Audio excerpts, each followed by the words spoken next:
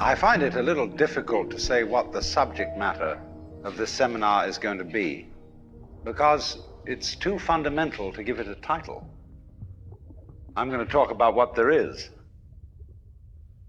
Now, the first thing, though, that we have to do is to get our perspectives with some background about the basic ideas which influence our everyday common sense, our fundamental notions about what life is about.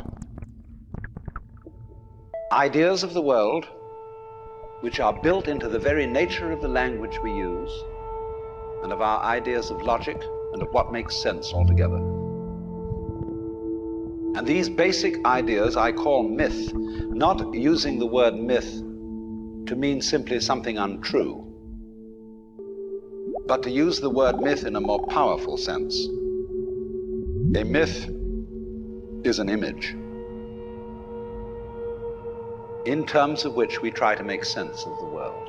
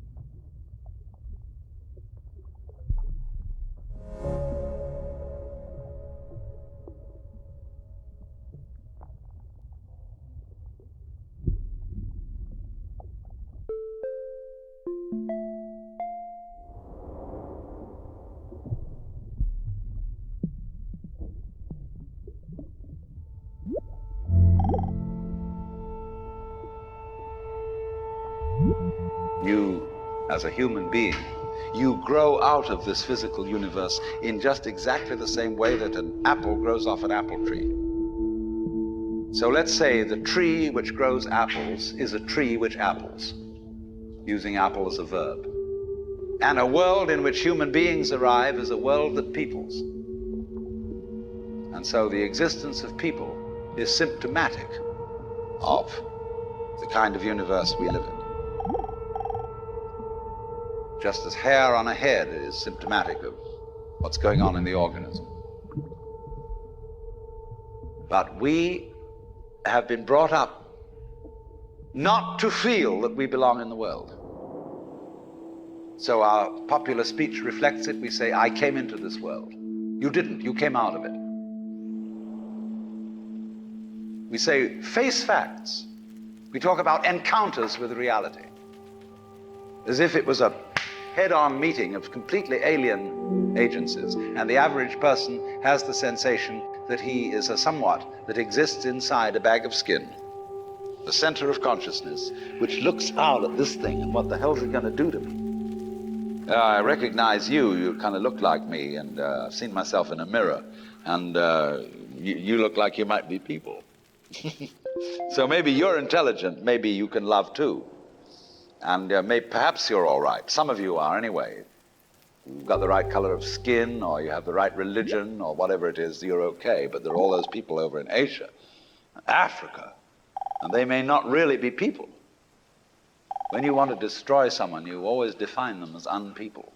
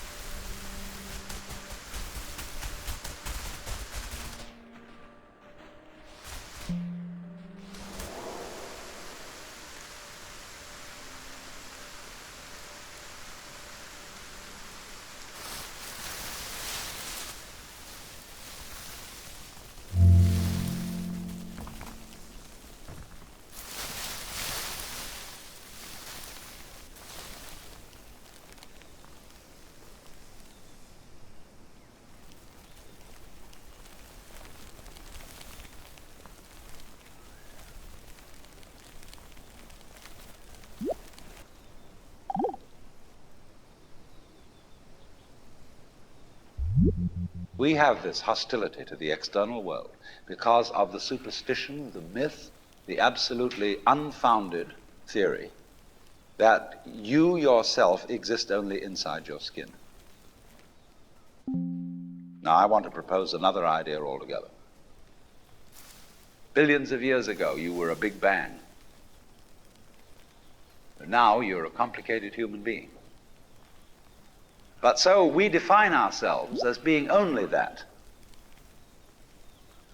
If you think that you are only inside your skin, you define yourself as one very complicated little curlicue, way out on the edge of that explosion, way out in space and way out in time. And then we cut ourselves off and don't feel that we're still the Big Bang. But you are. Depends how you define yourself. You are actually, if this is the way things started, if there was a Big Bang in the beginning, you're not something that is a result of the Big Bang. You're not something that is a sort of puppet on the end of the process. You are still the process. You are the Big Bang, the original force of the universe coming on as whoever you are. See, when I meet you, I see not just what you define yourself as, Mr. So-and-so, Miss So-and-so, Mrs. So-and-so. I see every one of you as the primordial energy of the universe coming on at me in this particular way. I know I'm that too. But we've learned to define ourselves as separate from it.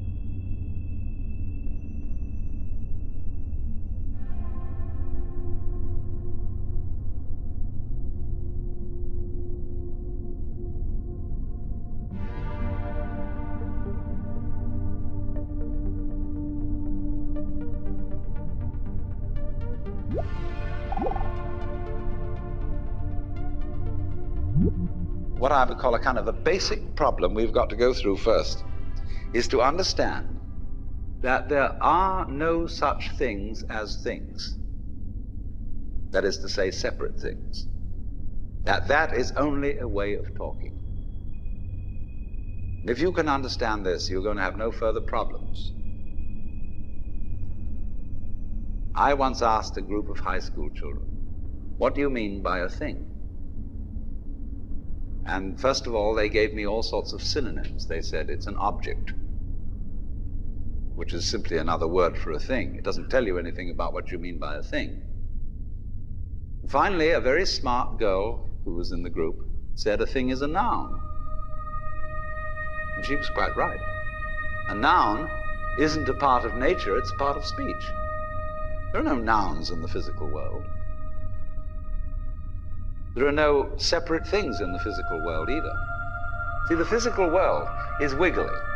The clouds, mountains, trees, people are all wiggly.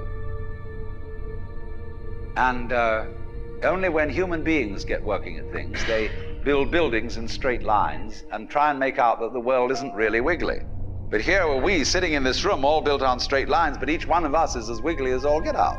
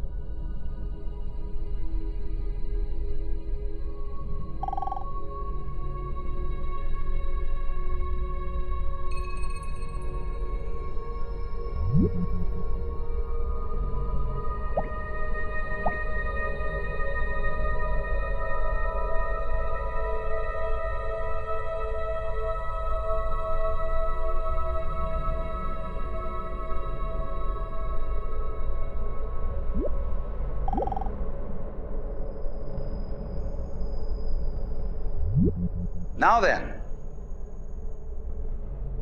when you want to get control of something that wiggles, it's pretty difficult, isn't it? You try and pick up a fish in your hands, and the fish is wiggly and it slips out. What do you do to get hold of the fish? You use a net. And so the net is the basic thing we have for getting hold of the wiggly world. A net is something regular. And I can number the holes in a net. So many holes up, so many holes across. And if I can number these holes, I can count exactly where each wiggle is in terms of a hole in that net. But in order to do that, I've got to break up the wiggle into bits. And I've got to call this a specific bit, and this the next bit of the wiggle, and this the next bit, and this the next bit of the wiggle. And so these bits are things which I mark out in order to talk about the wiggle, in order to measure it, and therefore in order to control it. But in nature, in fact, in the physical world, the wiggle isn't bitted. So the world doesn't come thing. You and I are all as much continuous with the physical universe as a wave is continuous with the ocean. The ocean waves, and the universe peoples. And as the wave, I wave at you and say, you. The world is waving at me with you and saying, hi, I'm here. But the way we feel and sense our existence, being based on a myth that we are made, that we are parts, that we are things, our consciousness has been influenced so that each one of us does not feel that. We feel we have been hypnotized, literally hypnotized, by social convention into feeling and sensing that we exist only inside our skins, that we are not the original bang, but just something out on the end of it. And therefore we are scared stiff. Gosh, my wave is going to disappear. And I'm going to die. And that would be awful.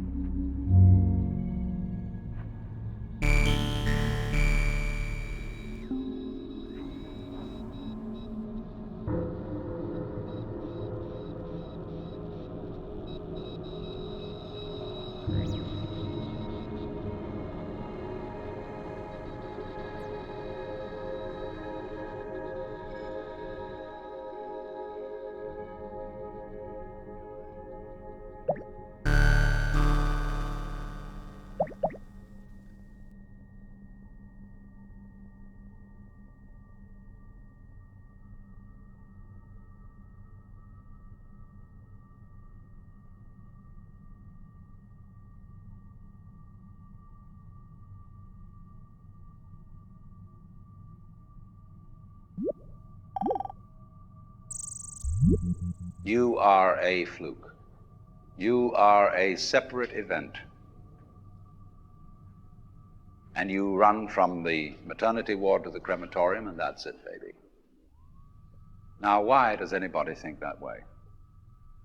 There's no reason to, because it isn't even scientific. It's just a myth. And it's invented by people who wanted to feel a certain way. They want to play a certain game. Camus said there is only really one serious philosophical question, which is whether or not to commit suicide. Should you or not commit suicide? This is a good question. Why go on? And you only go on if the game is worth the candle. Now, the universe has been going on for an incredible long time. And so really, a satisfactory theory of the universe has to be one that's worth betting on. That's seems to me absolutely elementary common sense. If you make a theory of the universe which isn't worth betting on, why bother? Just commit suicide. But if you want to go on playing the game, you've got to have an optimal theory for playing the game.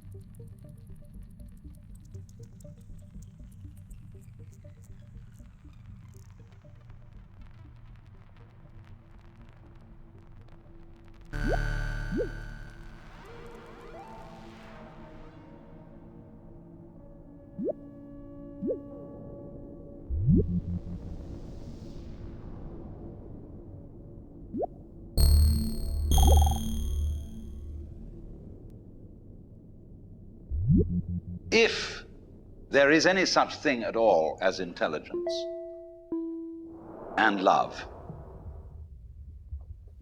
and beauty,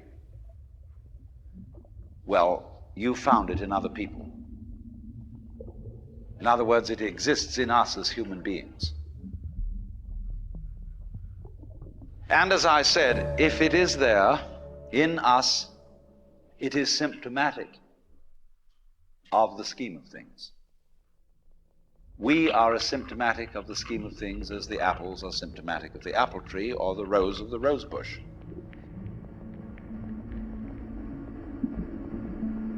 The earth is not a big rock infested with living organisms, any more than your skeleton is bones infested with cells. The earth is geological, yes, but this geological entity grows people.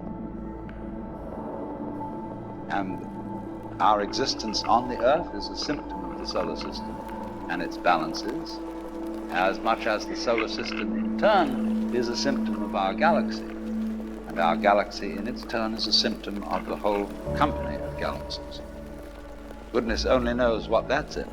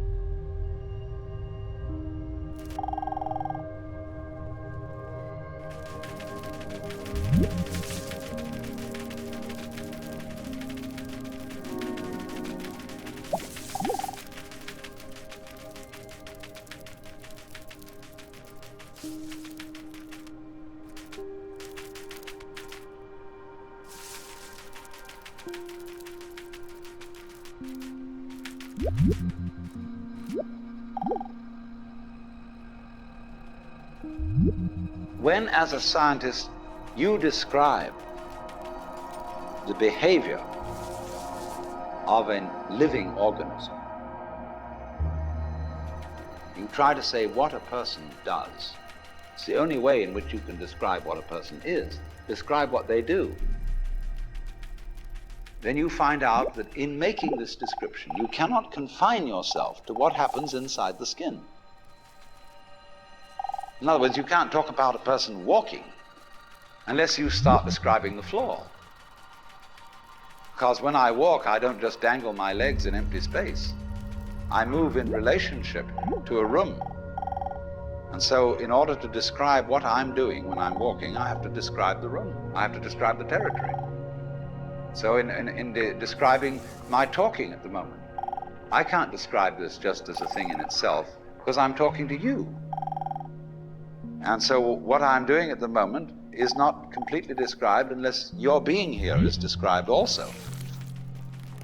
So if that is necessary, if in other words, in order to describe my behavior, I have to describe your behavior and the behavior of the environment, it means that we've really got one system of behavior.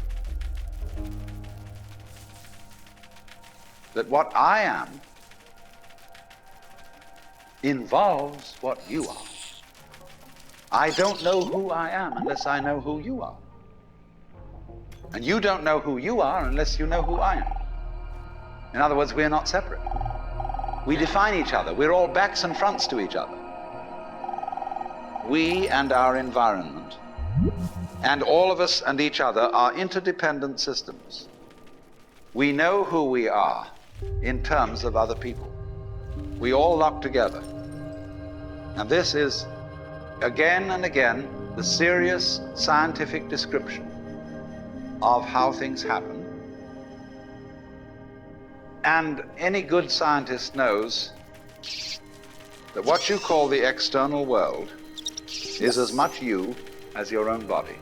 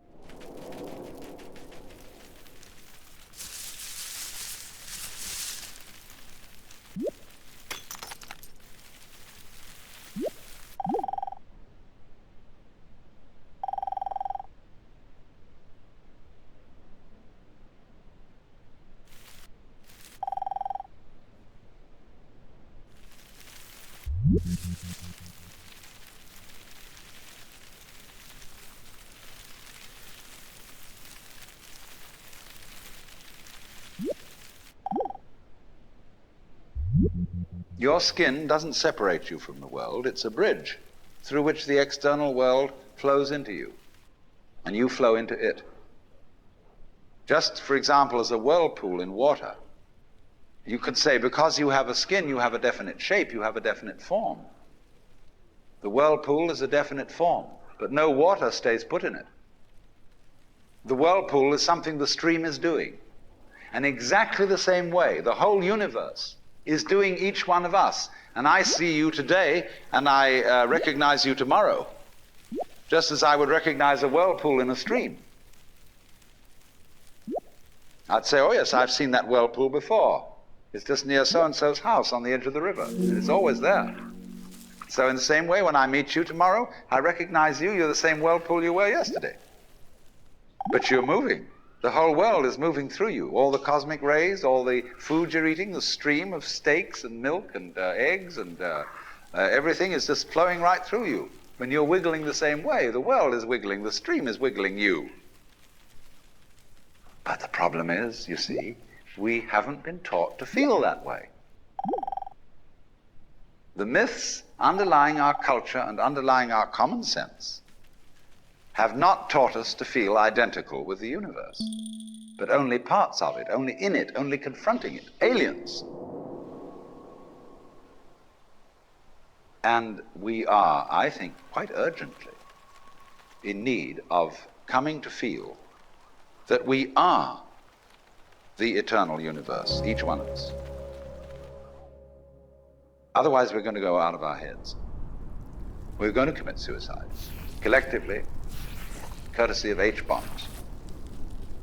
And, all right, supposing we do, well, that will be that, and there will be life making experiments on other galaxies. Maybe they'll find a better game.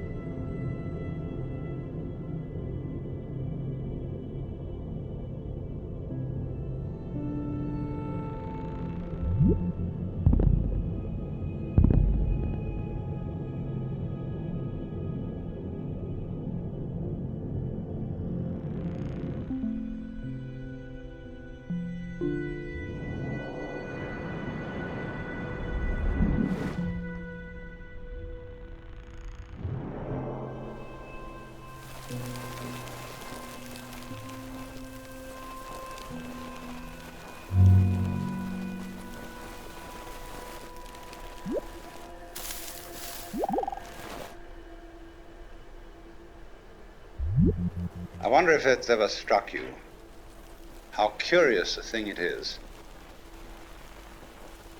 that most of the things that we experience, we regard as things that happen to us, which we ourselves do not originate, which are events expressing some sort of power or activity that is external to ourselves. And if you consider that, you realize that what you mean by yourself is rather narrowly circumscribed. Even events that go on in our own bodies are put in the category of things that happen to us in the same way as things that go on in the world outside our skins. If there's a thunderstorm or an earthquake, well, it happens to you. You're not responsible for it. But so in the same way, when you have hiccups, you didn't plan on it. If you have belly rumbles, you had no intention of doing it. And as to the catastrophic act of getting born, well, you had nothing to do with that. And you can spend all your life blaming your parents for putting you in the situation in which you find yourself. And this way of looking at the world in this sort of passive mood as something that happens to you goes right down to our general feeling about life. It goes down to the way in which we have been accustomed to look at human existence as a precarious event in a cosmos that, on the whole, is depicted as being completely unsympathetic and alien to our existence.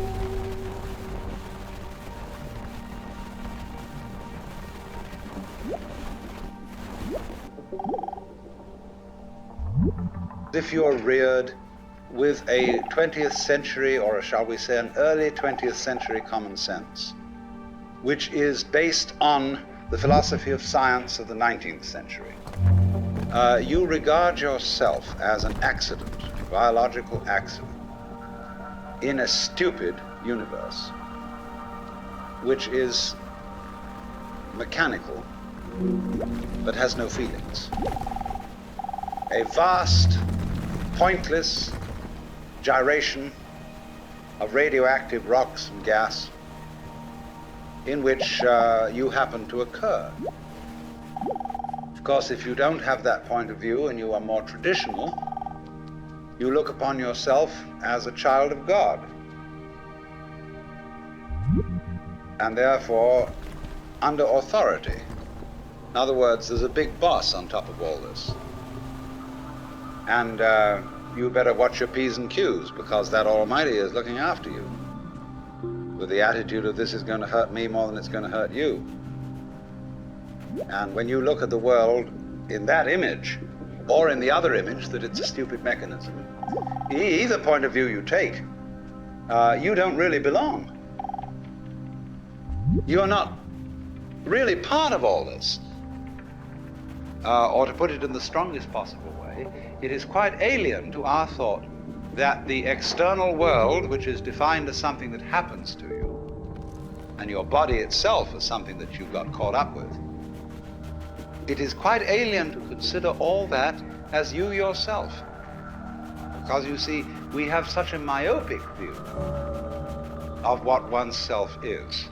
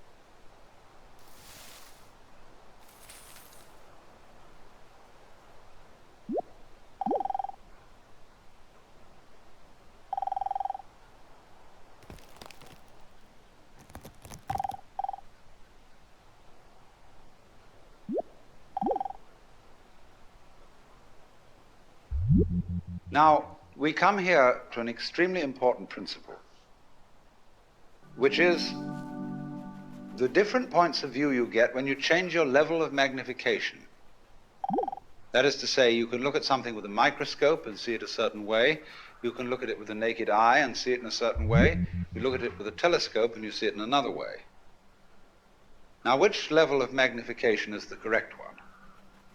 Well, obviously, they're all correct, but they're just different points of view. When we examine our bloodstreams under a microscope, we see there's one hell of a fight going on. All sorts of microorganisms are chewing each other up. And if we got overly fascinated with our view of our own bloodstreams in the microscope, we should start taking sides, which would be fatal, because the health of our organism depends on the continuance of this battle. What is, in other words, conflict at one level of magnification is harmony at a higher level. Now, could it possibly be, therefore, that we, with all our problems, conflicts, neuroses, sicknesses, political outrages, wars, tortures, and everything that goes on in human life, are a state of conflict which can be seen in a larger perspective as a situation of harmony?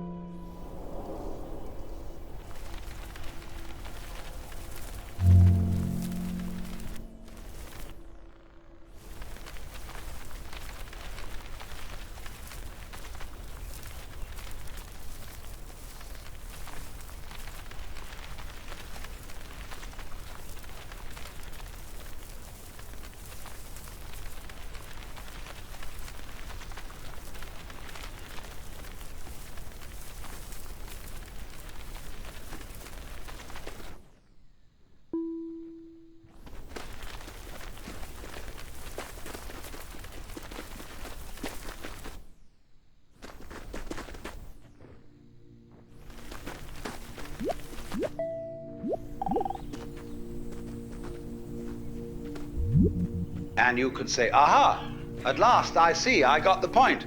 I've seen how all this makes sense. But what this insight depended upon was your overcoming the illusion that space separates things. That is to say, the space, the interval between your body and mine. The interval created by birth at one end and death at the other. And then after somebody's death, then somebody else's birth. These are events with intervals between them. And normally we regard these intervals in time and these intervals in space as having no importance, no function. We tend to see the universe itself as really consisting in all the stars and galaxies. That's what it is, that's what we notice. But the space in which all this happens is sort of written off as something that isn't really there. But what one has to realize is that the space is an essential function of the things in the space. After all, you can't have separate stars unless there is a space around. Eliminate the space and you will see you couldn't have this phenomenon at all. And vice versa. You couldn't have the space. They wouldn't be there in any sense whatsoever if there weren't the bodies in it. So the bodies in the space and the space are two aspects of a single continuum. They're related together in exactly the same way as a back and a front. And you just don't get one without the other.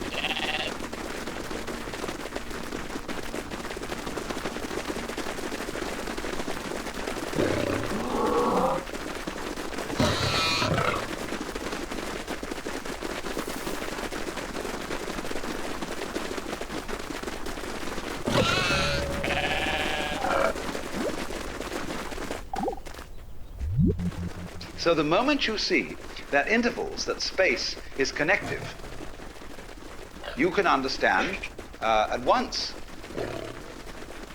how you are not just to be exclusively defined as a flash of consciousness that occurs between two eternal darknesses.